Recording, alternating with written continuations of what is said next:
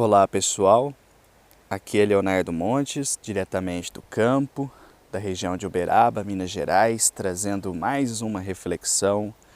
Hoje, dia 13 de julho do ano de 2017, e continuando a nossa série sobre Umbanda e preconceito, nós falaremos hoje sobre o nascimento da Umbanda. Se você quiser ouvir outras reflexões, acessa youtube.com/medium de Umbanda e se inscreva também no nosso canal para que você possa receber atualizações a cada novo vídeo que for postado. E também curta a nossa página no Facebook, facebook.com/medium de Umbanda, ok? Então vamos lá, continuando o nosso passeio histórico, para que possamos entender o preconceito, nós vamos falar hoje sobre o nascimento da Umbanda, como era o cenário religioso no Brasil. Vocês já perceberam, pelas reflexões passadas, que o cenário era um tanto caótico.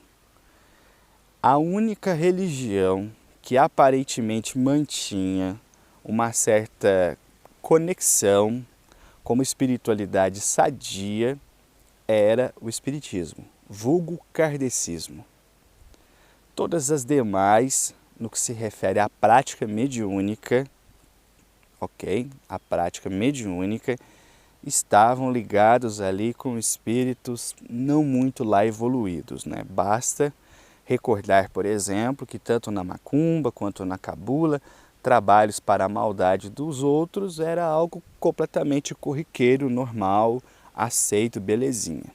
Então, o único movimento que tinha uma grande influência e que exercia um papel positivo era justamente o espiritismo, vulgo kardecismo.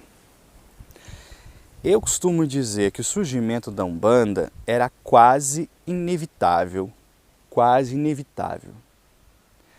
A gente percebia um contingente de espíritos com uma certa elevação, com um certo compromisso de trabalho e que não encontravam campo de ação. No candomblé não se manifestavam as entidades comuns, tidas por eguns, já que o candomblé é um culto aos orixás, então eles não podiam se manifestar no candomblé. Se eles iam para a macumba desorganizada e com os trabalhos praticamente voltados para a maldade, eles não encontrariam campo de ação. A cabula estava em vias de extinção. O espiritismo não aceitava, por um ranço histórico, cultural, a manifestação de escravos e de indígenas. Temos que lembrar que nós estamos falando aqui na primeira década do século XX, precisamente o ano de 1908. Basta recordar, por exemplo, que Chico Xavier, o maior nome do espiritismo no Brasil, nasceu em 1910. Nós estamos falando em 1908, 20 anos após o fim da escravidão no Brasil. Um país que estava lutando para se solidificar. Um país cujas leis, como nós já vimos, ainda estavam em ebulição. Os negros estavam migrando para as cidades, construindo as primeiras favelas. Então nós estamos falando de uma época de intensa transformação e que não dava espaço para a sabedoria do espírito indígena, nem para a sabedoria do espírito africano ou do ancestral africano. Por duas razões. O indígena era considerado, por uma leitura religiosa do espiritismo, da própria obra de Kardec, que eu admiro, gosto demais da obra de Kardec, acho que todo umbandista deveria ler Kardec. Toda a base fundamental da Umbanda, para mim, está lá na obra de Kardec, mas existem algumas coisas que nós não podemos aceitar. Como, por exemplo, o olhar eurocêntrico que classificava o europeu civilizado das grandes cidades como ápice da evolução. E lá o índio no meio da mata como um espírito primitivo. Nem sempre. A gente aprende no estudo da espiritualidade que o trânsito de espíritos entre culturas é normal e que não necessariamente aquele que está na cidade é mais evoluído, assim como não necessariamente aquele que mora nas matas é mais inferior. Mas naquela época não se pensava assim. Então o indígena era considerado um selvagem. O que ele vai ensinar? Vamos lembrar que no Espiritismo as manifestações elas são quase que exclusivamente para fins de instrução. Então, havia as reuniões mediúnicas. Para que se manifestaria um índio, considerado um selvagem, que nem conversar direito a nossa língua ele sabe? Então o índio não podia se manifestar. Ah, vai se manifestar então o velho africano. Mas o africano era um ignorante, era um trabalhador braçal, era claramente um espírito inferior. O que ele vai nos ensinar? Então, também não há espaço para manifestação do africano. Inclusive, para que a gente entenda a relação de Umbanda e Espiritismo, que é o que eu vou fazer na próxima reflexão mais propriamente, é preciso entender cada coisa em seu espaço e em seu tempo, ok? Quando eu estou falando das datas, é que eu quero retroceder o nosso pensamento à compreensão que se tinha naquele momento. Hoje a realidade histórica do Espiritismo é bem diferente. A gente já percebe uma grande maioria não, né? Um grande número de centros espíritas que aceitam e trabalham com pretos velhos e caboclos. Não necessariamente nos moldes da Umbanda, mas já aceitam. Então é bom situar, tá? Não vamos misturar as coisas, tá? Muito bem, nós estamos falando lá atrás. Então, o surgimento da Umbanda era inevitável. A Umbanda tinha que surgir, ela tinha que sair de algum lugar, ela tinha que dar um espaço para que essas entidades pudessem se manifestar e pudessem fazer o seu trabalho. Então, por isso, uma nova religião foi criada. Por isso, uma nova frente foi criada. Um lugar que pudesse oferecer espaço para que essas entidades que não encontravam campo para se manifestar nos cultos afros, nem nos cultos brasileiros e muito menos no Espiritismo. Então foi necessário a criação da Umbanda para que ela tivesse o seu campo de trabalho. E então ela surge. Mas havia um problema. Na concepção das pessoas leigas, Umbanda, Candomblé, Macumba, era tudo igual. Ainda hoje, né, tem muita gente que acha que é tudo a mesma coisa.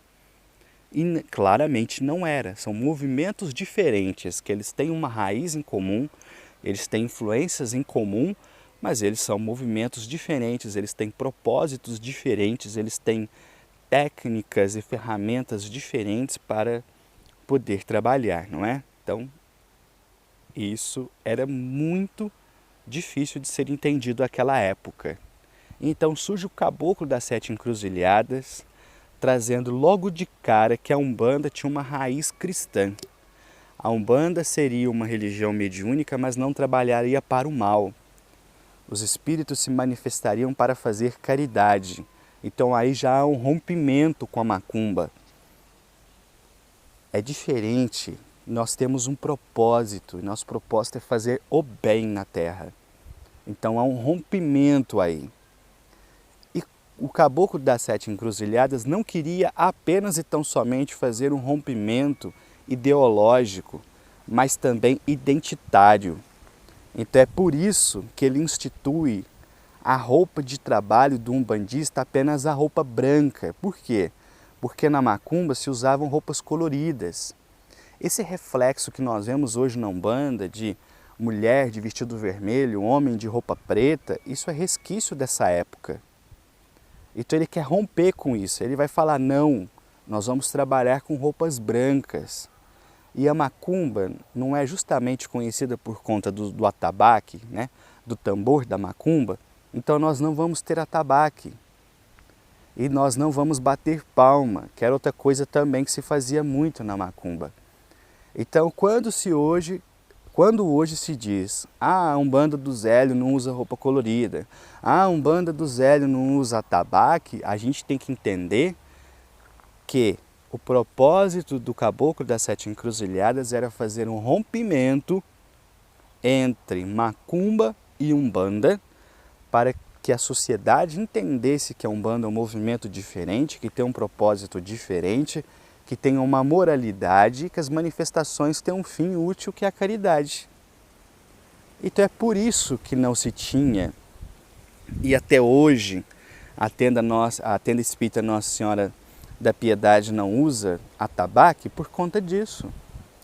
Então, quando nós vamos fazer uma leitura, a gente tem que entender esses aspectos históricos, porque senão fica a gente arrotando pureza doutrinária, que é uma das coisas mais sem noção que existe.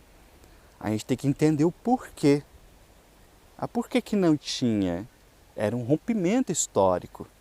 Depois, na década de 30, década de 40, os atabaques vão sendo inseridos aos pouquinhos, até mesmo como um remanescente dessa cultura da macumba. Hoje fazem parte da maioria dos terreiros e não se faz mais essa associação negativa entre a Umbanda e a macumba que se fazia na época do caboclo.